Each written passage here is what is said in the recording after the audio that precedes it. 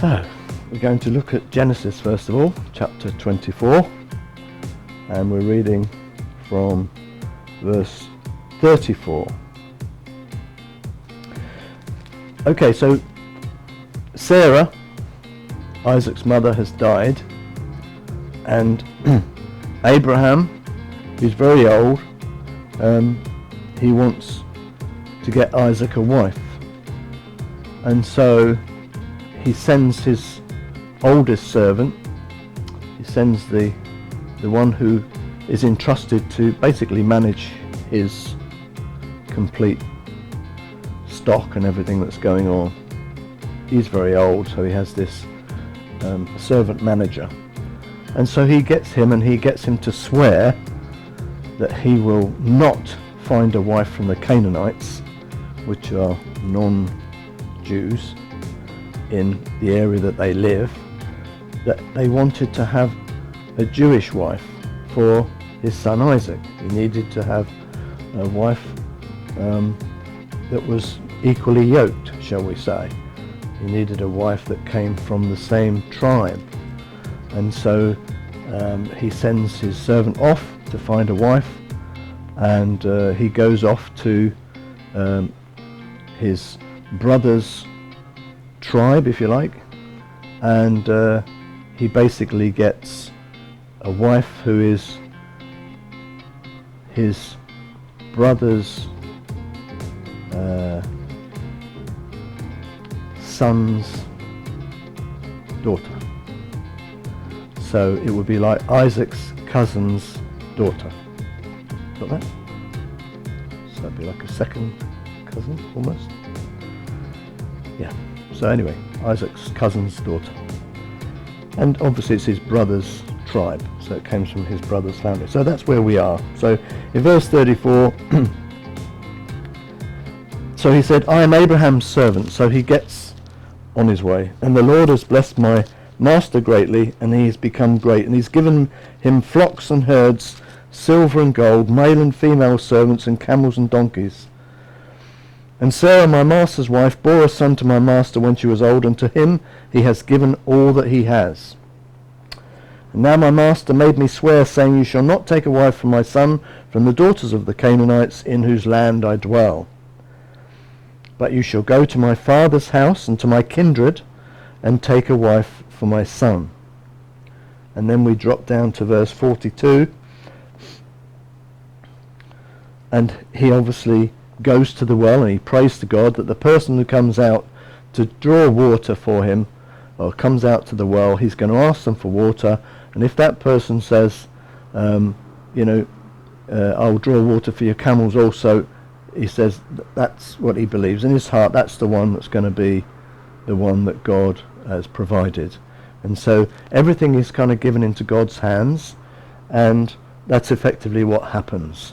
And you can imagine it must be quite a difficult situation. He's given a lot of responsibility to go and find a wife. It's not something easy to find someone's wife, is it?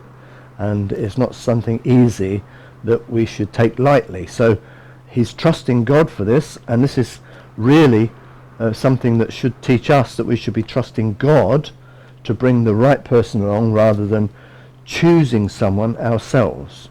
This is very, very important, and it's one of the things that when you're a believer, you always tend to think, I want to choose who I'm going to marry, or other people think that they want to choose, and they often make hasty decisions, and they often choose people who are not supplied by God, they're not sent by God, and in fact they can be a complete distraction.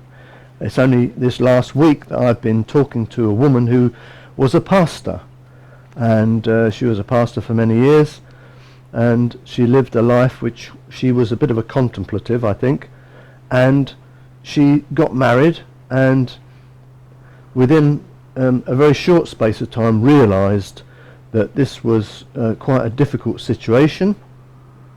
The person said they were a Christian, but in actual reality they were maybe had only just given their life to God, only just said that they were a Christian, but they hadn't become they hadn't been tested by God. They hadn't really gone through any trials to decide whether, whether they really, to flex their faith muscles and to realise whether they really were Christian. And this is what happens quite often when we choose people. We think that if someone says the right things, says about God, they believe in God, and things like that. And we were watching a programme on TV the other night with Louis Theroux, when he had a really solid evangelical minister as a party to something that was going on, and he invited this other chap who was a reverend in a spiritualist church. And of course the man was saying, we all believe in the same God. But of course that's not true, because we believe in the God of the Bible. Not everybody believes in the God of the Bible. They believe in a different kind of God, and therefore their God they can kind of manipulate and make do really what they want to. When you make your own rules up about God, then you can kind of manipulate God into what you feel God should be to you, whereas the God of the Bible can't be manipulated. He is what he is, and that he stands for what he stands for, and we have to respect him for who he tells us who he is, because the Bible is like a window to look through to God, to find out what God's like. So when people start making up their own decisions and making up their own ideas of who God should be and who God ought to be in their eyes, that's where they get it wrong, because it's not about working out who you feel God is. It's about going back to the Word and finding out what God tells us he is and what God shows us he is. And it's very, very clear then. We become very clear about what God is, who God is, and his character and his attributes and all the rest of it. So when we come to picking or choosing a partner, we need to put it before God. We need to ask God to bring the right person along, and we need very clear confirmations of that, not just the fact that someone says, "Oh well, I think I think I believe in God." Well, or I believe in God, but what kind of God do they believe in?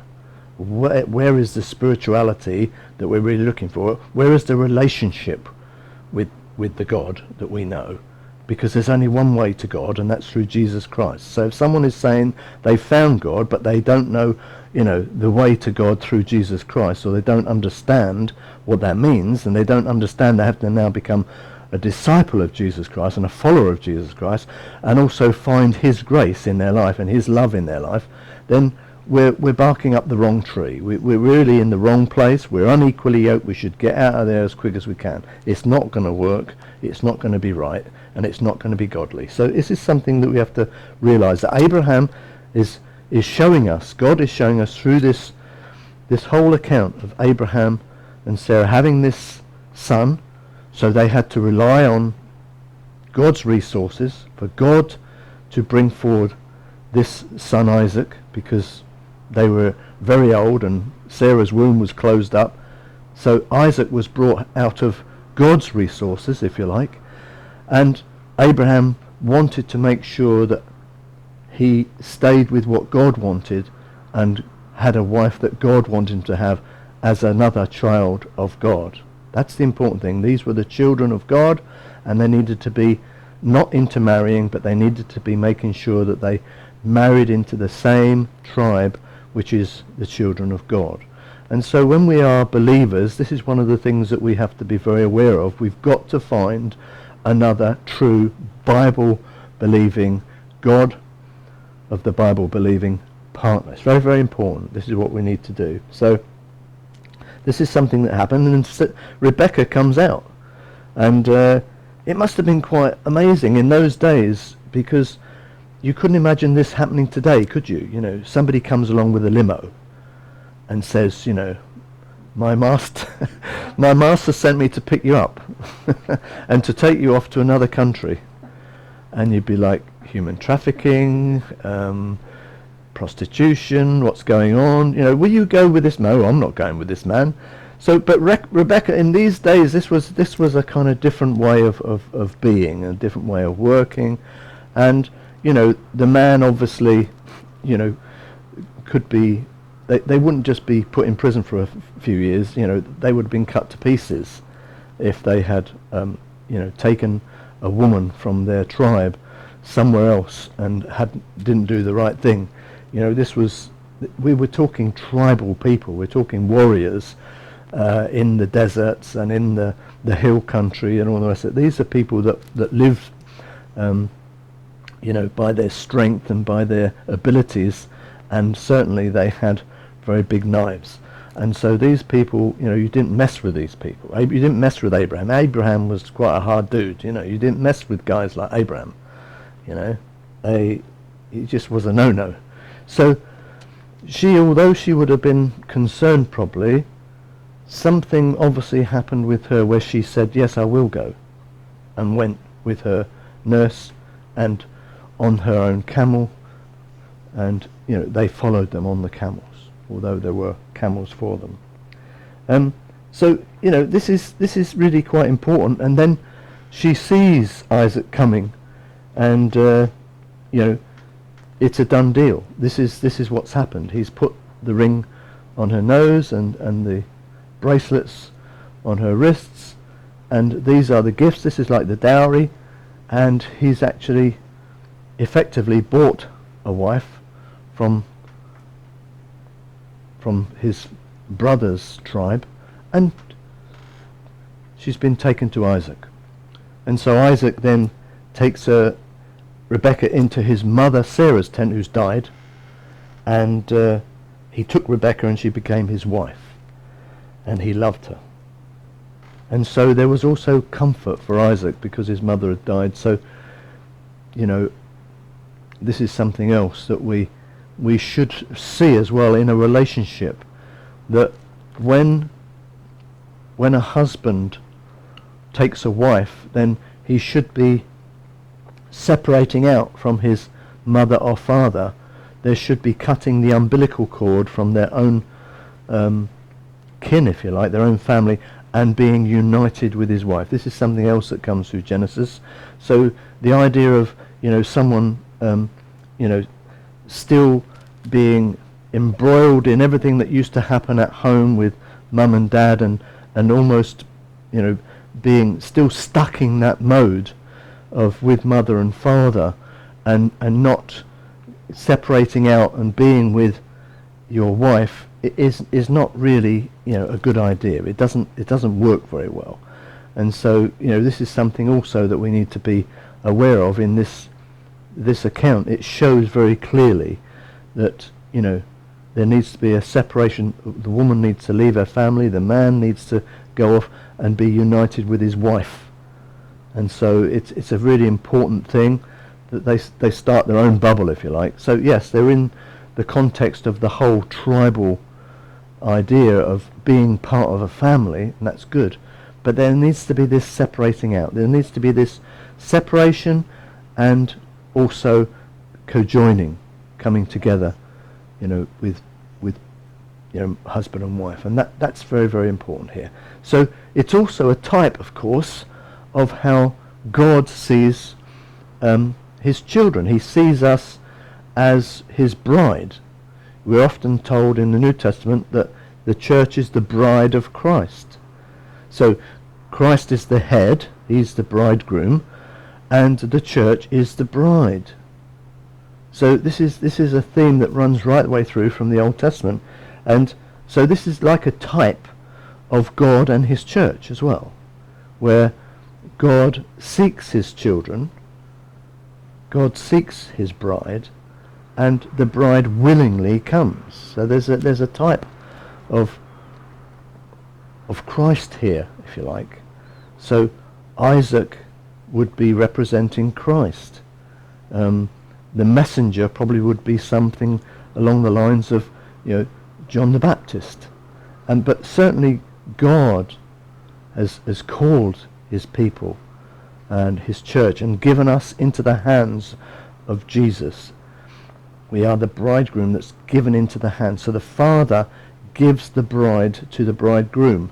So there's a sense in which that is something that we do in life, is that the father usually gives the daughter away to their husband. That is a natural thing that we do. We all do that. All fathers do that with their children. When there's a a wedding, they give them away, and that's quite a biblical thing to do. And so we can see the same situation with God and his church, his daughter, giving us to the bridegroom. Let's just go to Song of Solomon, and this is another picture of the similar type here. This is the Song of Solomon, and it's all about the type of Christ and his church. It's the same kind of thing. Verse 8, chapter 2, verse 8. Okay, so this is chapter 2, verse 8. The voice of my beloved, behold, he comes leaping upon the mountains, skipping upon the hills. My beloved is like a gazelle or a young stag. Behold, he stands behind our wall. He's looking through the windows. He's gazing through the lattice. So there's a picture straight away of Christ watching us. There's a picture of Christ, we're in love with Christ. We are the bride of Christ, and we are in love with Christ. There is a sense in which there is a relationship that comes through love. This is quite interesting, how the scriptures often show this relationship with our Father in heaven and his people, and how we are married to Christ. We are married to God through Christ. And so this is a picture of Christ coming as being a beautiful bridegroom, a beautiful young man who is, virile and strong and athletic and so on. And he's obviously attracted to the bride. So we've got this picture then of Jesus actually knowing us, and he is taken up with us. His whole ministry is reconciling man to God, man and woman to God. That's his whole ministry, is to bring peace between fallen man and a holy God. So the fact that he's looking through the windows, he's gazing through the lattice work, you can imagine that he's there, he's around, he's not gone anywhere, he's watching us, he's completely knowing everything about us. And God knows the very number of hairs on your head. We can't hide from God. God knows us intimately. This is really an important part. As the bridegroom comes, he gets to know the bride. He wants to know the bride. He wants to know everything about the bride. If you're going to get married, you want to know everything about the person you're going to get married to. You don't want the wool pulled over your eyes. You don't want to be looking through rose-coloured spectacles. You don't want to be romantically just falling over yourself to get, you need to find out. You need to use your brain. You need to use your wisdom and understanding and work out what's going on. Ask questions. Go deep. Find out how deep you can go when you talk to this person about their understanding of God, of their life, of their actions, how they're actually living. This is the bridegroom watching. He's watching and watching and watching. And he's very jealous of his bride. We're told that God is a jealous God, and he's an all-consuming fire. So when someone hurts his bride, he's not happy, and he will protect his bride. He will look after his bride. He will really, care for his bride. He loves his bride. And this is us. This is how God sees us. And so we're seeing this understanding, this type of marriage that's going to take place. Verse 10 says, my beloved spoke and said to me, rise up, my love, my fair one, and come away.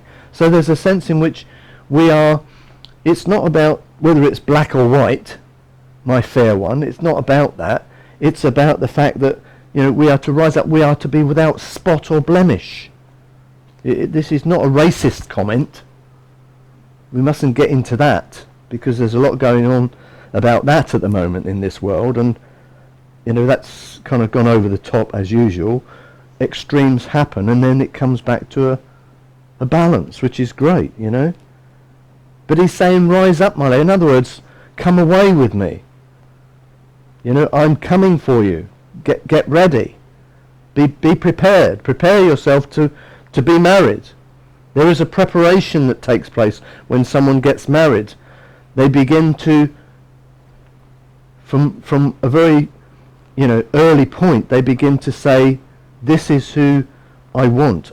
I want to keep myself pure for my husband. I want to make sure that I don't have any spot or blemish when I get married.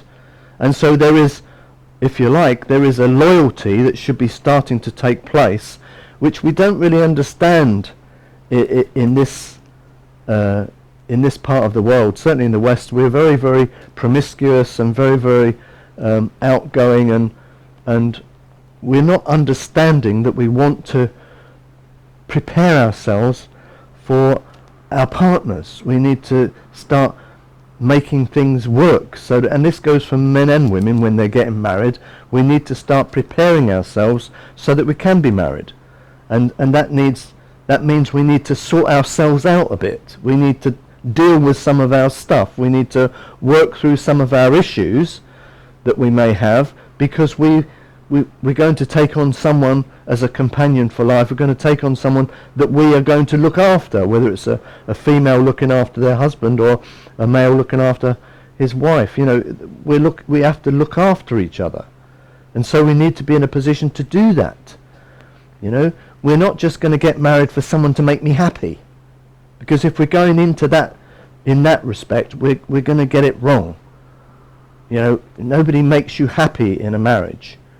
You have to be happy. Happiness has to come from the inside, and it needs to come from God.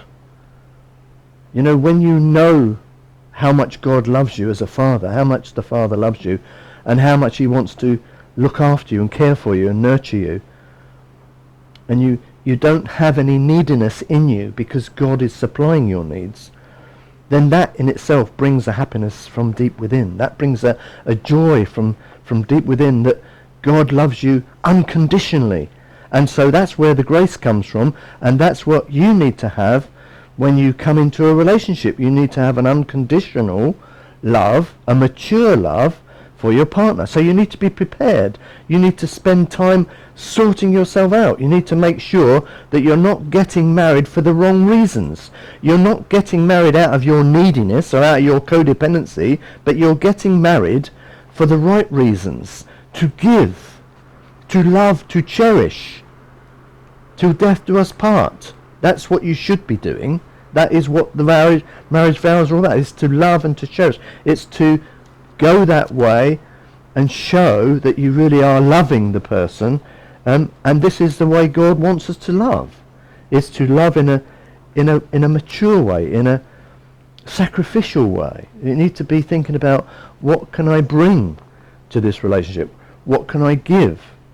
And so this is where it's saying, rise up, my love, my fair one, my one that's pure, my one that's without spot or blemish, and come away. And so there needs to be a separating out from the world as well, in this idea of the bride and the bridegroom in the church related to Jesus Christ. And we need to be sucked out of the world. We need to be prepared to leave what's behind us, to leave all that rubbish that we were fully taken up with before, and follow our bridegroom, to follow God. This is what it's about. It says, verse 11, for lo, the winter is past, the rain is over and gone, the flowers appear on the earth, the time of singing has come, and the voice of the turtle dove is heard in our land. So there's a real sense in, the bad times have gone, the difficulties have gone, and now God, the bridegroom, is coming to make things right. It was bad before, but now it's going to be okay. Things are going to change. There is going to be a new life, a new purpose, and there are going to be new reasons to live, new understandings, new growth It's a time of singing. It's a time of joy. This is a time when we can really rejoice. This is where the joy comes from inside us, to know that we are God's, to know that we are part of his family. We've been brought into his family, just like a bride is brought into the family of the bridegroom. This is what happens. And it says, verse 13, the fig tree puts forth her green figs, and the vines with the tender grapes. And they give a good smell. So there's a sense in which, what's going on is all good. And this is something that is good. God created the heavens and the earth, and it was good. God created man, and it was good. Everything he created was good. And so we're going back to the good. This is his created order. This is how he designed us to be on this planet. A man and a woman. A husband and a wife. And this is figuratively how we should be with God as his bride, with Jesus and his bride. This is important.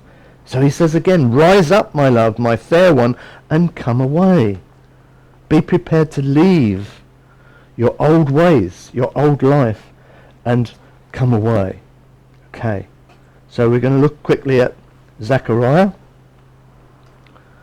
This is Zechariah, chapter 9, verses 9 to 12. This is all about the coming king. So we're still in the same theme here.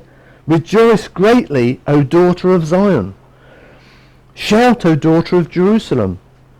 So Zechariah is talking to the Jewish people, to God's people, to the children of God, and he's saying, rejoice greatly. They tend to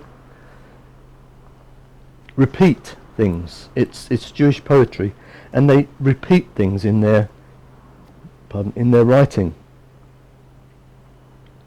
Rejoice greatly, O daughter of Zion. Shout, O daughter of Jerusalem. Behold, your king is coming to you. So we understand now that something amazing is going to happen. We've got a king coming. This is something amazing. Salvation is coming. It says he is just and having salvation. But he's not coming as a conquering king. It says lowly and riding on a donkey. A colt, the foal of a donkey. So he's not even riding on a fully fledged donkey, he's riding on a young donkey, a mature young donkey. So it's a colt. It's something that is fresh and new. This is a new thing. This is not an old thing. This is gonna be. And he's coming in humility. He's coming on a donkey, not on a chariot with an army behind him. He's coming very lowly into being. Verse 10 says, I will cut off the chariot from Ephraim, and the horse from Jerusalem. The battle bow shall be cut off. He shall speak peace to the nations. His dominion shall be from sea to sea, and from the river to the ends of the earth. So this is Jesus. This is a prophecy of Jesus Christ now. And it says he's going to cut off the chariot from Ephraim and the horse from Jerusalem. The battle bow shall be cut off. He shall speak peace to the nations. So he's coming to reconcile man to God. He's coming in peace. He's a peacemaker. Jesus comes as a peacemaker. And yet Jesus said himself, I don't come to bring peace but a sword, which will divide. But he's talking spiritually. In reality, he's bringing peace. He's got this reconciliation ministry. He reconciles us back to God. So there is a peace aspect to him. Peace and goodwill to all men. And yet at the same time, that peace that he's offering, the peace that God offers us, is controversial. The peace that he offers us is not the world's peace. The peace that he offers us is a peace through Jesus Christ. It's exclusive. It comes through him sending his only Son to be a sacrifice for us. It's a peace offering. Christ was the ultimate peace offering for us. And it says he shall speak peace to the nations. And when you see Christ in his ministry, when he starts his ministry in Galilee and he starts to operate his ministry, it's all about healing and mercy and peace. There's never any attitude of aggression. The only time he got aggressive was in the temple when they were desecrating God's temple. That's the only time. Because he was so passionate about his Father's house and their attitude to the Father. That's what it was about. Not so much the stones. It wasn't about a temple as such, but it was supposed to be a sacred place to worship God. So it was about the relationship with God, and they were just desecrating that relationship. They weren't taking it seriously. They were still wanting to turn it into a financial institution and make money, and that's all they were interested in, was getting fat and making money. And Jesus didn't like that, and that's what happens. But it says his dominion shall be from sea to sea. Well, we know that there is the Dead Sea and the sea on the other side of Jordan and the other side of Palestine, the Mediterranean Sea, and then there's the Dead Sea. So from sea to sea, that was his ministry. And it says, and from the river, that's the river Jordan, to the ends of the earth. Well, the river Jordan flows down into the Dead Sea, but it was the way of the Gentiles. So it was a trade route going through Canaan. Was a trade route. All the nations at the top, the Persians, the Turks, the Greeks, everybody would come down to Egypt and Asia and other places, and so this was a trade route right in the middle, and so this is where his ministry would be, and it would free to the ends of the earth. And so when the disciples went out from Jerusalem, they went out to the ends of the earth. That's what he sent them, to the ends of the earth. His disciples that he called. He said, go and make disciples of all nations, even to the ends of the earth. Okay, so